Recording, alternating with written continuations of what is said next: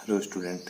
तो देखिए कि अपन मुद्रा वाला चैप्टर पढ़ रहे थे और उसमें अपन ने थोड़ा बहुत पढ़ भी लिया था कि भाई मुद्रा का प्रादुर्भाव कैसे हुआ, मुद्रा का अर्थ क्या था, वस्तु विनिमय प्रणाली में क्या क्या समस्याएं थी और रिजर्व बैंक के द्वारा जो मुद्रा की पूर्ति की जाती है उसके घटक क्या क्या थे। इसके आगे अपन पढ़ते हैं मुद्रा के मुख्य इंपॉर्टेंट जो क्वेश्चन बनता है आपके मुद्रा के कार्य, मुद्रा के कार्य। मुद्रा मतलब मुद्रा काम क्या क्या करती है, क्यों इसकी जरूरत पड़ी, ये अपन ने पढ़ लिया।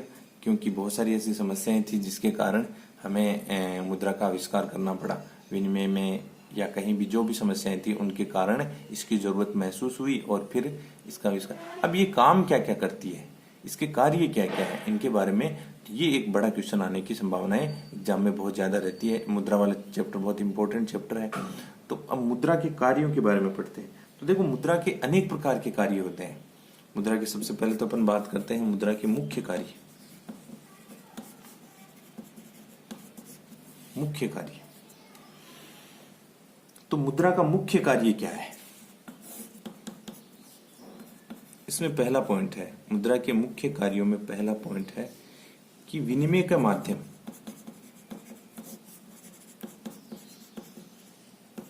सबसे मेन जो इंपॉर्टेंट इसका काम है वो है विनिमय को सरल बनाना। तो विनिमय के माध्यम के रूप में मुद्रा को काम में लिया जाता है। तो विनिमय विनिमय क्या होता है ये आपको पता ही है भाई। विनिमय मतलब वस्तुओं और सेवाओं को एक एक्सचेंज करना।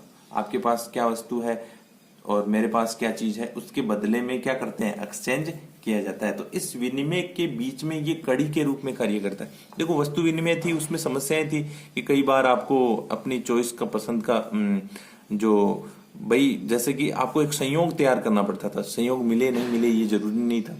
कई बार ऐसा होता था कि आप विभाजित नहीं कर सकते आपके पास जो वस्तु है उसको।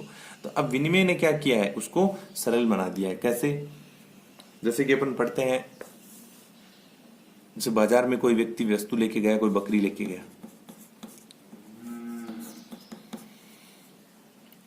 अब देखो बकरी लेके गया, इसने बाजार में बकरी को 5,000 रुपए में बेच दिया। ये मुद्रा है, ठीक है। अब इसको बाकी की, जैसे इसको चाय चाहिए, इसको चीनी चाहिए, इसको मिठाई चाहिए, इसको कपड़े भी चाहिए, इसको बहुत सारी और भी वस्तुएं चाहिए।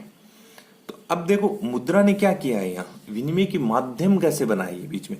इसने बकरी बाजार में ले जाके 5,000 रुपए में बेच दी अपनी। अब इसके हाथ में क्या आ गया है, पहले तो इसको क्या ढूंढना पड़ता था, अब इसको संयोग चाहिए, चाय वाला चाय भी चाहिए, इसको चीनी भी चाहिए, मिठाई भी चाहिए, सारी चीजें चाहिए। तो अब ये बकरी देख, इसको टुकड़े हो नहीं सकते इसके, है ना।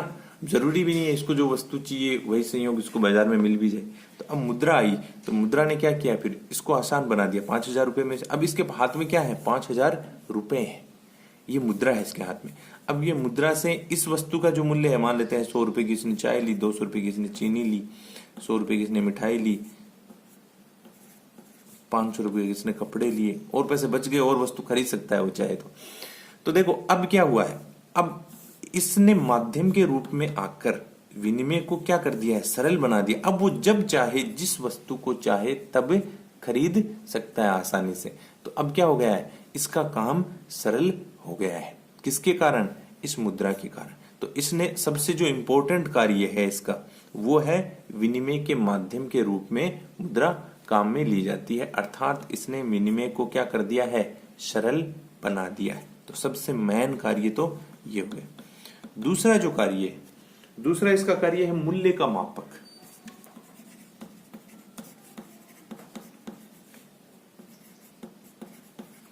मूल्य के मापक के रूप में, भाई मूल्य के रूप में मुद्रा के द्वारा ही क्या किया जा सकता है, वस्तु का मूल्य निर्धारित किया जा सकता है। जब मुद्रा चलन में नहीं थी तो अब आपको आपकी वस्तु का कोई मूल्य का पता थोड़ा ना चलता था। आप कोई बाजार में वस्तु लेके गए, आपने क्या किया है, एक्सचेंज किया एक से दूसरे के साथ में, आपकी वस्तु के मूल्य का थोड़ा ना पता चला है कितने रुपए। अब आप मूल्य का मापन किया जा सकता है। कैसे, जैसे आप बाजार में कोई भी वस्तु लेके गए, जैसे आप बाजरा लेके गए, तो बाजरे को उसने कहा कि मैं 15 रुपए केजी में खरीद लूंगा। 15 रुपए क्या हो गया, इसका मूल्य हो गया।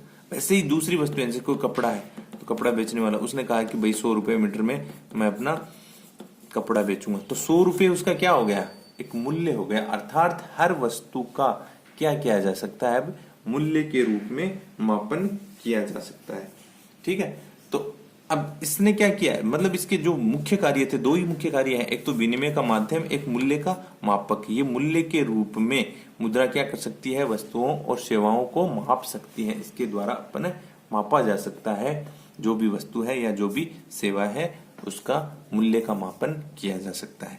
तो ये तो इसके मुख्य कार्य हो गए। अब दूसरे नंबर पे जो कार्य है, कार्य चल रहे हैं अभी, ये मुख्य कार्य के अंतर्गत, मतलब इसके कार्य 4 टाइप के हैं। मुख्य कार्य है, सहायक कार्य है, आकस्मिक कार्य है और अन्य कार्य है। तो पहला मुख्य कार्य हो गया, उसमें मुख्य कार्य में विनिमय का माध्यम और मूल्य का मापक हो गया। दूसरा जो कार्य है वो है सहायक कार्य। मेन कार्यों के अलावा भी इसके और कार्य है। तो सहायक कार्य क्या है, सहायक कार्य तो मुद्रा मुख्य कार्यों के अलावा सहायक कार्य में भी काम में आती है। सहायक कार्य कौन से, जैसे भावी भुगतानों का आधार। पहला जो है भावी भुगतानों का आधार,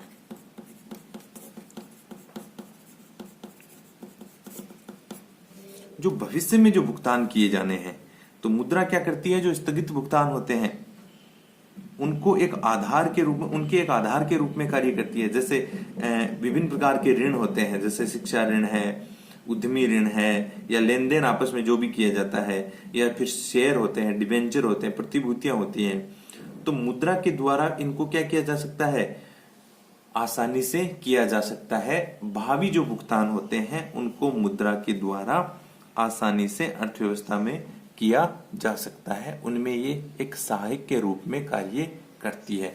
अर्थात ये भावी भुगतानों को क्या करती है, सरल बना देती है, सरल बनाती है।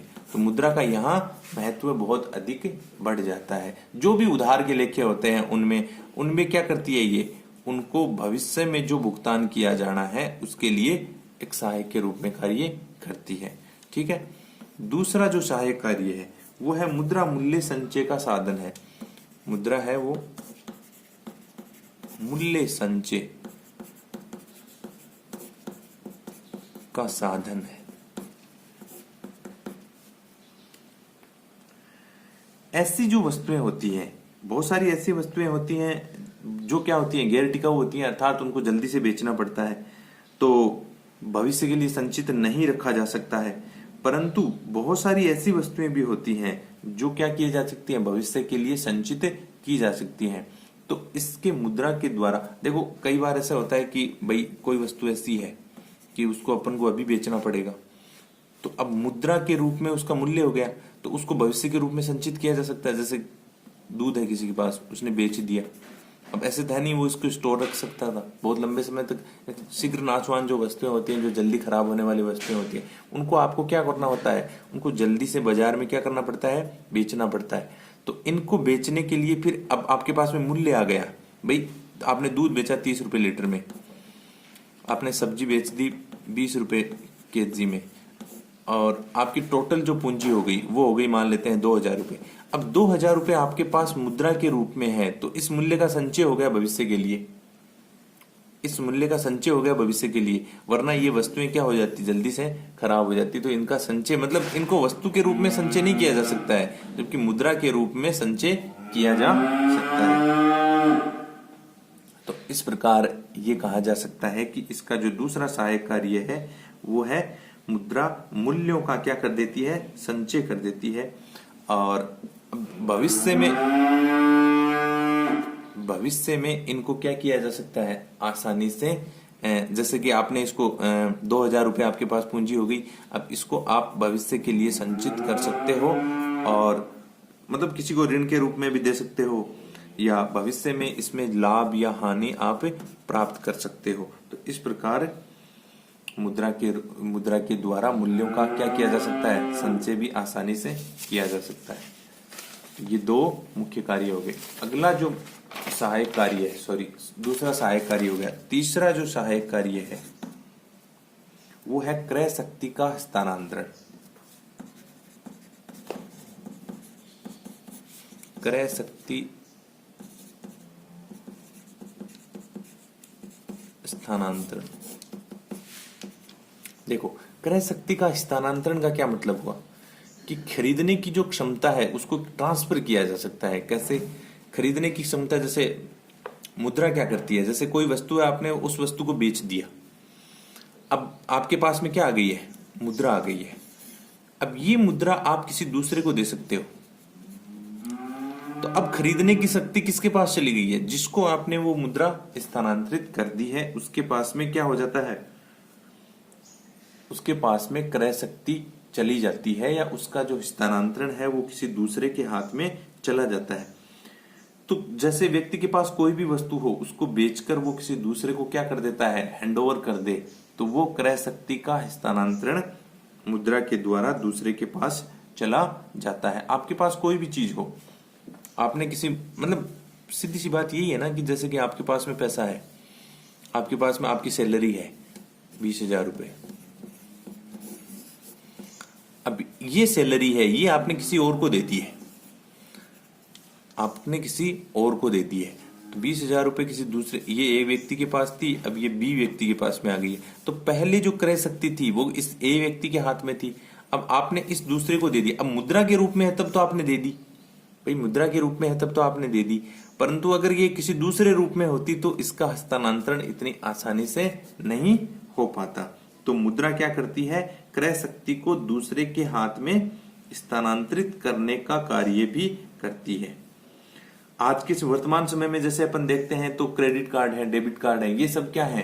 क्रय शक्ति का हस्तांतरण तो करते हैं, खरीदने की क्षमता किसी दूसरे के हाथ में ही तो देते हैं। ठीक है, तो ये इसके सहायक कार्य थे। अब तीसरे जो कार्य हैं वो है आकस्मिक कार्य।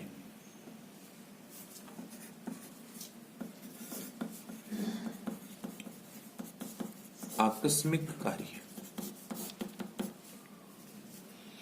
मुद्रा के बहुत सारे आकस्मिक कार्य भी होते हैं। जैसे पहला है राष्ट्रीय आय का वितरण।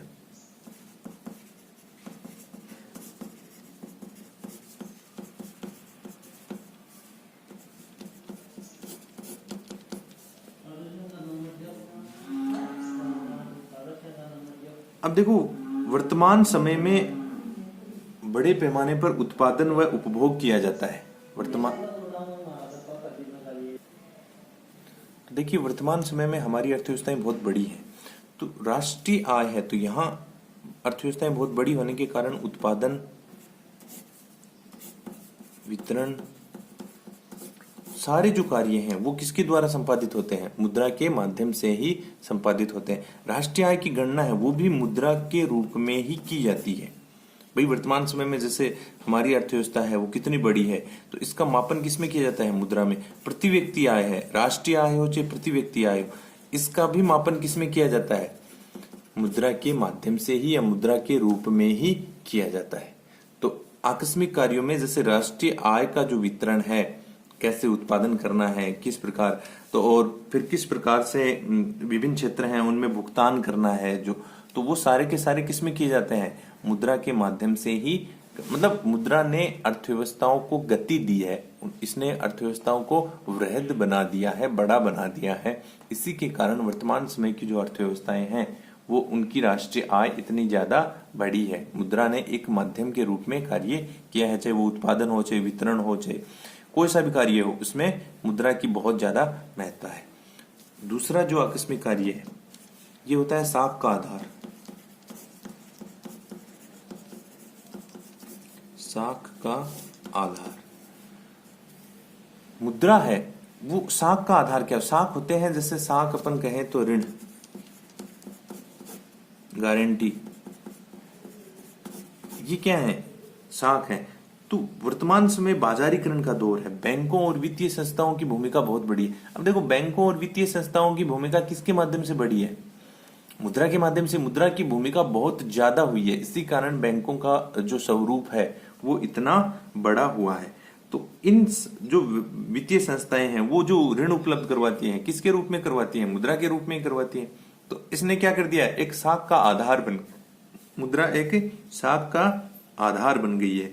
तो जितने भी मौद्रिक कार्य हैं वो सारे के सारे मुद्रा के माध्यम से ही संपन्न हो सकते हैं। तो इस प्रकार ये मुद्रा साख का आधार बनी है। तीसरा जो आकस्मिक कार्य है वो है संपत्ति की तरलता।